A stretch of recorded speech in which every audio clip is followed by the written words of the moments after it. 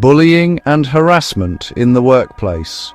This video will look at issues around bullying and harassment at work, looking at what employers and employee can do to create a respectful culture for everyone at the workplace. Bullying and harassment are not new. People have been experiencing these types of behavior in the workplace for a long time. The good news, however, is that as our understanding around equality, diversity, inclusion and belonging develops, so does our knowledge of how we can contribute to a respectful working environment where bullying and harassment are not tolerated. By the end of this video, you will be able to explain how the law applies to bullying and harassment, recognize bullying and harassment in your workplace, take steps to create a workplace culture where bullying and harassment are not tolerated. Bullying. Broadly speaking, bullying isn't as clearly defined in legislation as harassment is. Just because bullying is not as clearly defined in law does not mean that it should be considered less important, or that any concerns raised should be treated less seriously.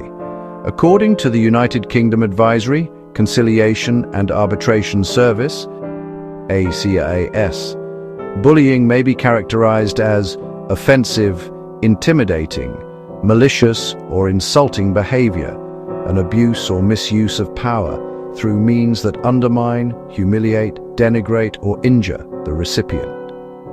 Examples of bullying behaviors: being mocked, victimized or excluded, spreading rumors about a colleague, putting someone down in meetings, giving someone a heavier workload than others, passing someone over for promotion without valid reasons, unwarranted criticism, setting impossible deadlines, or unfair treatment during an appraisal, shouting and aggression. Harassment.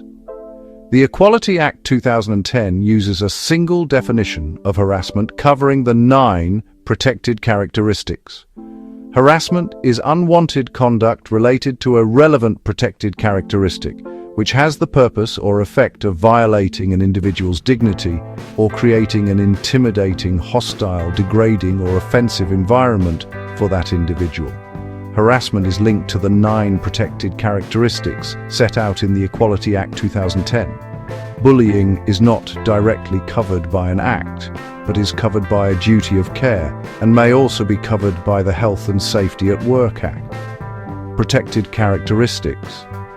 The 9 protected characteristics designed to help prevent and address discrimination, harassment, and victimization when it occurs include age, disability, gender reassignment, marriage and civil partnership, pregnancy and maternity, race, religion or belief, sex and sexual orientation.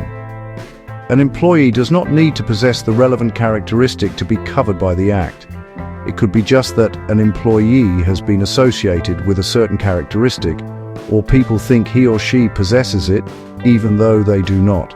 An employee doesn't have to be the recipient of offensive behavior.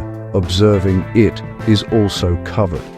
Indirect discrimination occurs when a workplace policy, procedure, or practice applies to everybody, but it puts those who have a protected characteristic at a disadvantage.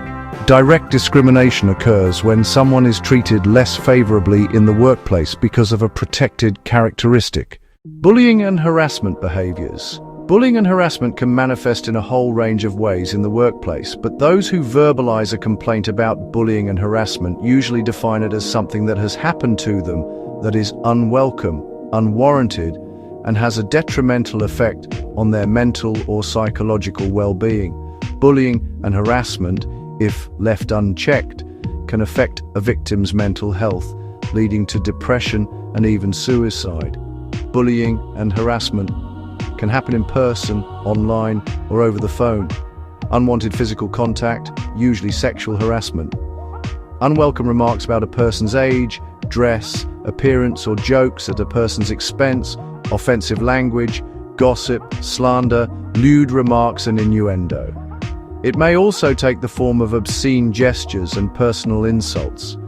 At the extreme, bullying and harassing behaviors can include shouting, verbal aggression, setting impossible deadlines, persistent unwarranted criticism, and blocking career advancement. It can also involve creating an environment where others feel uncomfortable, such as isolating or not cooperating with others, excluding others from social events, exerting pressure to participate in political and/or religious groups, exerting pressure to participate in optional events such as a sports day or fancy dressing events, personal intrusion including spying, stalking and pestering. Bullying behavior will tend to be unfair and unethical. The following information will help define the difference. Firm management versus bullying. Fair requests makes reasonable, safe and lawful requests. Bullying requests makes unreasonable demands which may be unlawful. Fairness when it comes to giving feedback gives regular, balanced feedback on performance. Bullying when giving feedback only gives negative feedback, finds fault. Fairness when challenging, challenges to seek solutions. Bullying when challenging, challenges to blame. Fair clarity makes expectations clear.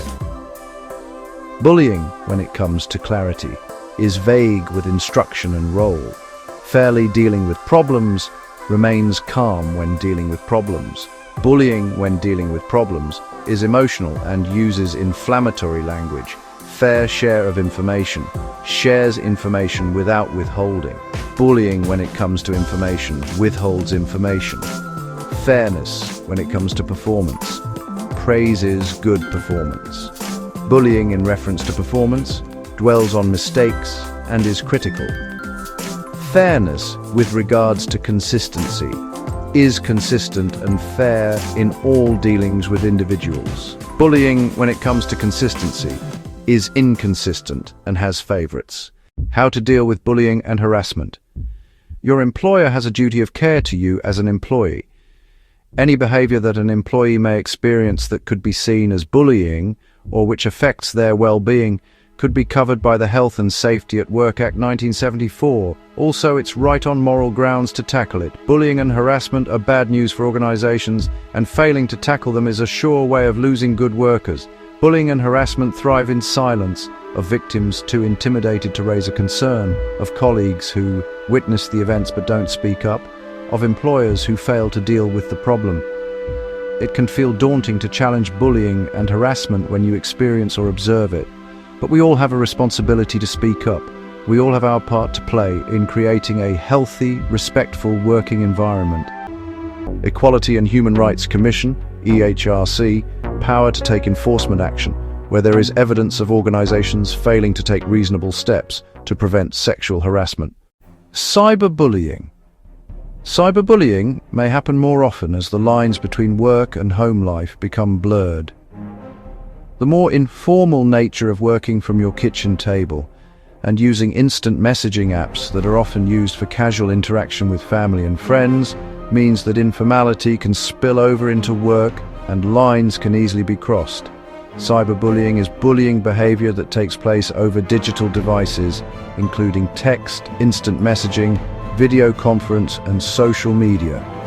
Examples of cyberbullying include making inappropriate comments about a colleague's home or appearance on a video conference meeting, excessive check-ins being demanded by managers, indicating high levels of distrust, cutting off a colleague midway through a conversation, inappropriate posts on social media, where group discussions move away from work issues to heated debates on topics outside work. Micromanaging means excessive supervision, watching over every action and often providing frequent criticism. Micromanaging is about control rather than encouraging collaboration and empowering employees. It undermines an employee and sends out a message that they are not good enough. This, in turn, will have a negative impact on the team member and will often be seen as bullying. Micromessaging is about using small, subtle, and often unintentional forms of communication. Nonverbal examples include ignoring, sighing, tutting, and using negative facial expressions such as frowning or raised eyebrows.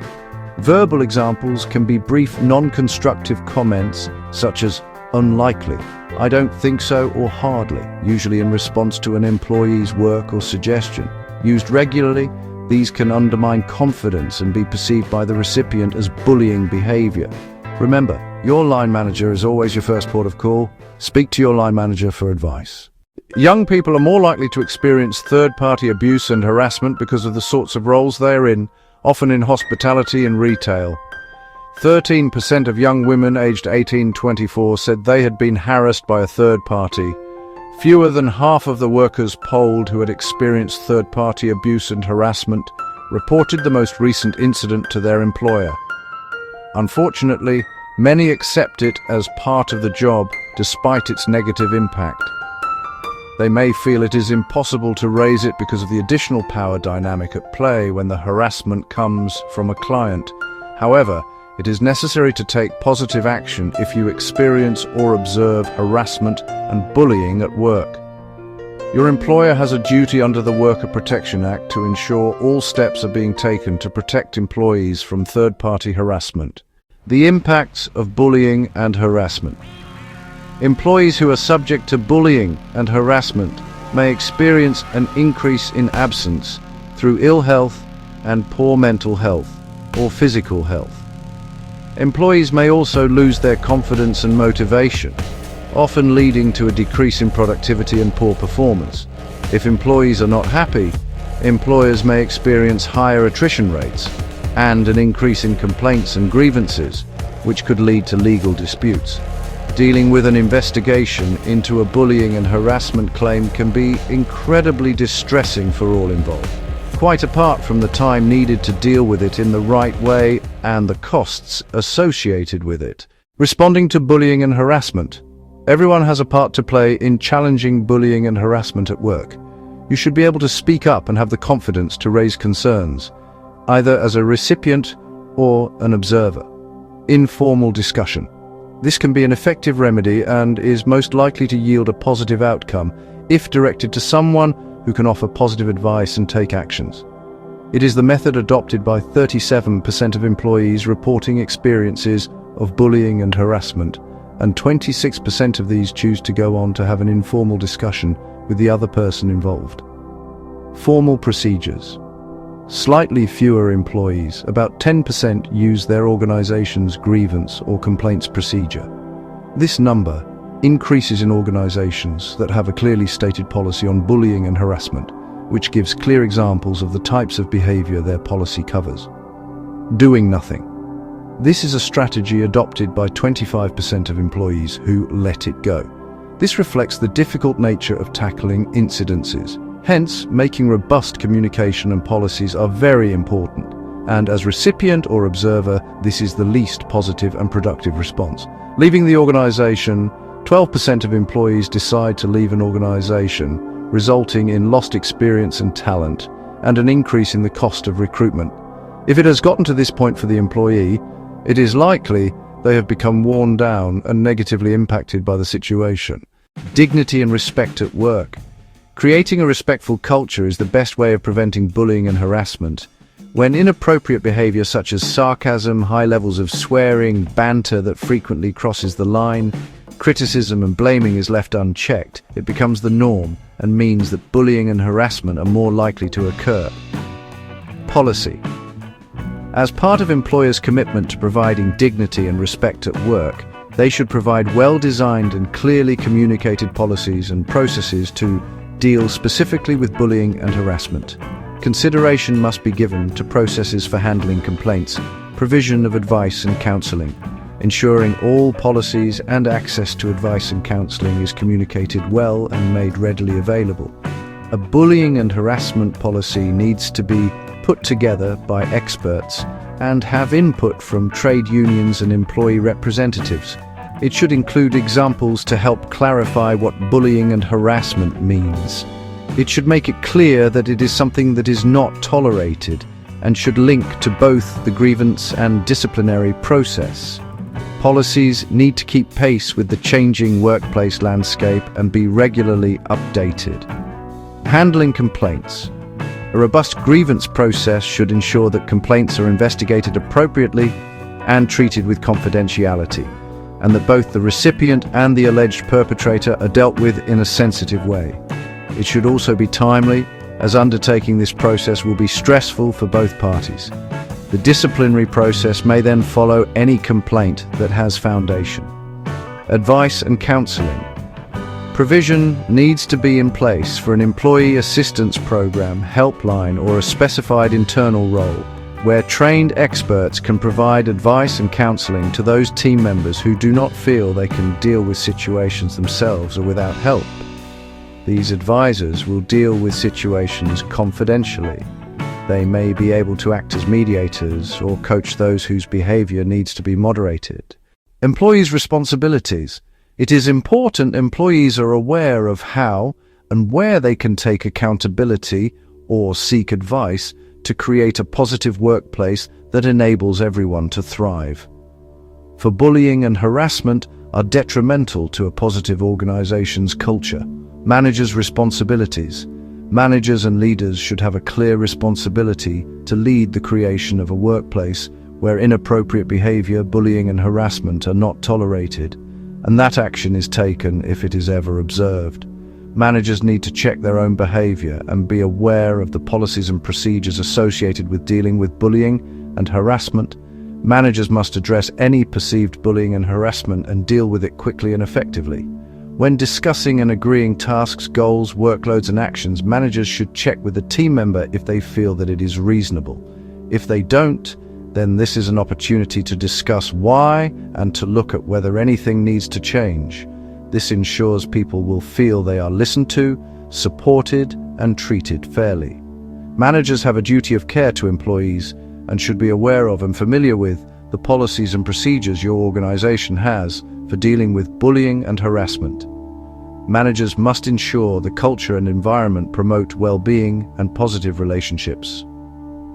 Managers must always treat team members with dignity and respect, and ensure others with whom team members come into contact do the same. If managers witness or are made aware of bullying or harassing behaviors, they should act quickly and ensure it does not escalate. Managers must communicate clearly with and support all parties involved. Managers must ensure they listen actively and remain calm and neutral, and avoid emotive language when dealing with a complaint. If a situation has escalated and a team member makes a complaint, managers must deal with it in an empathic manner by refamiliarizing themselves with the grievance policy and take advice from the organization's human resource department on the correct procedure. Ensuring any investigation is fair, thorough, and confidential. Keeping records or taking notes of conversations and meetings they have held. Complaints and grievances.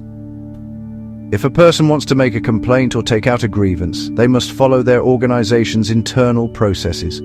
The UK's ACAS Statutory Code of Practice on Discipline and Grievance Procedures sets out principles for handling disciplinary and grievance situations in the workplace. These principles are: hold a meeting with the employee to discuss the grievance and ask their desired outcome. Allow the employee to be accompanied at the meeting.